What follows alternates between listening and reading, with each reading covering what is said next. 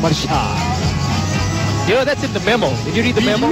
That's how you're supposed to say it. Oh, pati si Mr. Rico Meneses, yung head ng marketing ng PBA, kasabang aming big boss as well, this SGO, Shena Olaso of ABC Sports.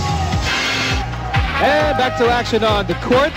Toti Eptres kanina mula kay JJ Elterbrand. Atid sa inyo ng bagong TM Discarte SIM, 30 pesos lang. Bagong diskarte ka na.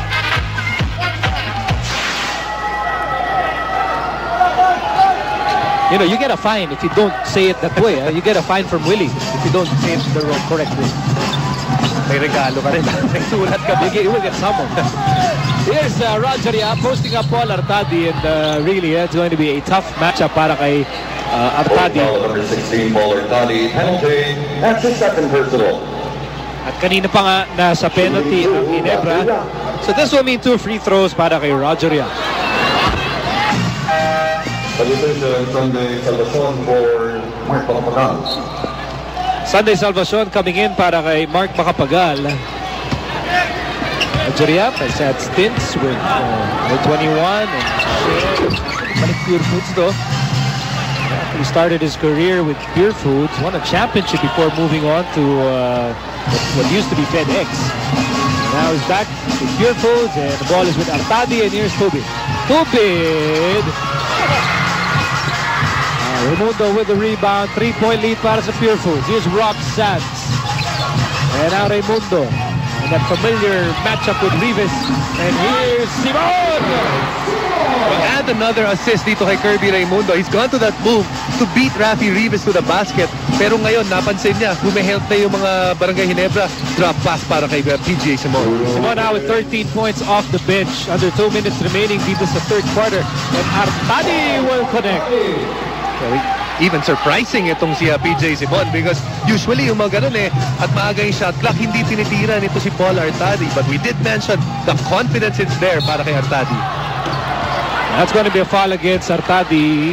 Gusto niyang agawin yung bola. Ang problema, sinandalan niya itong si Peter June Simon. Para sa Pure Foods, ang ginagawa nila, kung sino yung binabantayan ni Paul Artadi, pumaposte ka agad, and they're gonna try to beat him at the block, use the strength of their offensive guy against Paul Artadi.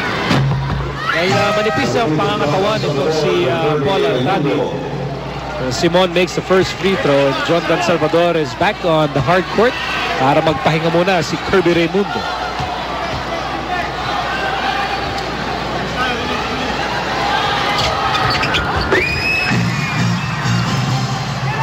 $15 points off the bench for Peter June Simon. At balik sa lima ang abante ng Pure Foods, 68-63. Minute and 34 remaining in the third period. And here's Artadi on the move. Bounce pass. Rivas will score. We did mention Paul Artadi is having a great shooting season. Pero yung pasa niya, hindi mawawala yun His ability to pass is what really made him stay in the league. Yes, Sands. 12 to shoot para sa Pure Foods. Up by 3. Salvador. And he will miss. Papiga ng bola. Nakuha ni Jordan Salvador, but a steal by Tubit. Tubit over to Artadi. Lightning having trouble with the basketball. Salvacion can't pull the trigger. At ito ayusin muna nila ang kanilang atake with 15 on the shot clock. Here's Big Mama. Mamaril still has the ball. And now Artadi fakes. Artadi layup. Pajolets. Go. And Artadi got his own miss. Sunday special! Tulakan. Bagsakan. And it's going to be a loose ball foul. Looks like against Artadi. Number 16, Paul Artadi, penalty. How many fouls did Paul Artadi get in this quarter? Sunod-sunod yung mga nakuha niya, mga fouls. And like we said, Ginebra's in penalty. All those fouls have been turned into free throws.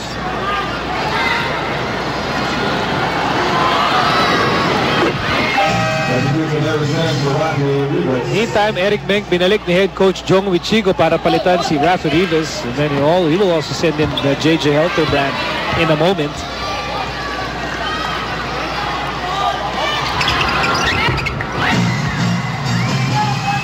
$40 seconds remaining here in the third quarter. 5 ang abante ng Pure Foods. That used to be a 19-point lead back in the first half. Here's Meng. Babalik lang sa ating laro. Pinasa kay Mamaril. Mamaril. Here's Artadi with 10 to shoot. Mamaril muscling his way inside. And he will have a 3-point play opportunity. That's a nice move para dito kay Billy Mamaril. Not panicking, really very, very patient at the post. Kita natin dito, pagkatapos ng unang bangga, he already knew that he was right where he wanted to be, in the center of the paint. Easy jump hook, 3-point play opportunity, but another miss mula kay Billy Mamaril sa free throw line. He's 1 out of 5 from the free throw line. May problema ng buong kupunan yan, ang free throw shooting para sa Ginebra.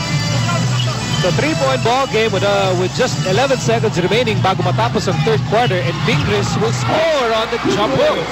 Barangay Ginebra thinking that they could lure itong Pure Foods for a last shot.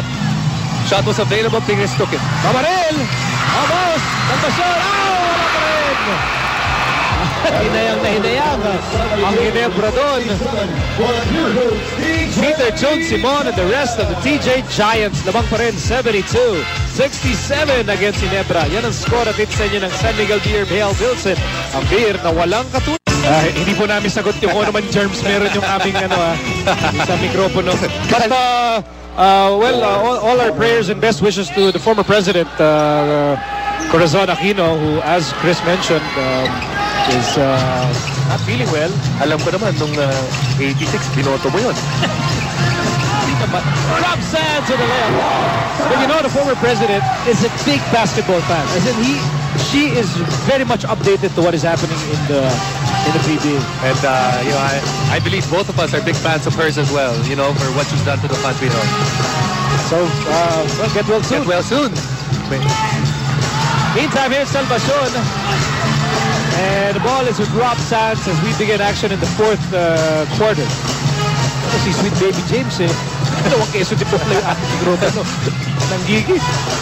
Alright, here's Sands on the right side. He sent it inside Big Grizz, and now Simon iniwan gagawin si Salvacion, and then hammered by Mamaril.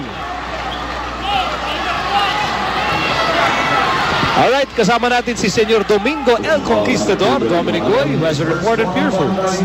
During that last time out, Miko, sinabi ni Coach Ryan Gregorio, alam naman natin kung saan puputok itong Barangay Ginebra sa loob. So we gotta make sure that we defend the post. Pero isa pang update, itong si Brandon Cablay actually suffered an MCL tear dun sa kanyang kaliwang tuhod, kaya hindi siya naglalaro itong past couple of games. It actually happened a day before their game dun sa Bacolod City. Miko? So hindi lang pala si Mark Kagiwa ang absent or injured sa larong ito, pati si Brandon Cablay. If you've been looking for Brandon Cablay, he will not play in today's ball game. Meantime, bola na kay Helter Brand on the right side, and now here's Tubit on the move. Tubit with the layup. Ronald Tubit. Tubit got open in that possession dahil ito si Roger Yap going for the steal. The moment you go to for the steal, that close to the basket, layup talaga ang katumbas niyan doon sa binabantayan mo. Score natin 75-69. Pure Foods on top. Salvador top of the G, and now over to Simon. 7 to shoot para sa Pure Foods, and now they have to hurry. Bola na kay Simon. Now siya natitira dito. It's a three-pointer on the way, no go. And here's Tubit over to Helter Brand. Helter Brand on the move. Helter Brand, no. Tubit tip-in is good. So wala man ang the Fast and the Furious, at nandiyan naman the Fast and the Fearless. Ronald Tubit, now he's a top scorer for his team, and the energy that he is bringing is there right now. They need the energy from Ronald Tubit sa quarter na to. Beck with an interception. Ginebra down by 4. And here's Helter Brand for 3. Rebound for Jordan Salvador. Critical time for Pure Foods because at this point, wala si James Yap, wala rin si Kirby Raimundo at the same time sa floor. Here's Simon on the left side. Simon for 3. Rebound para kay Mamaril. Both teams exchanging misses now with 9:27 remaining in our Christmas Day showdown.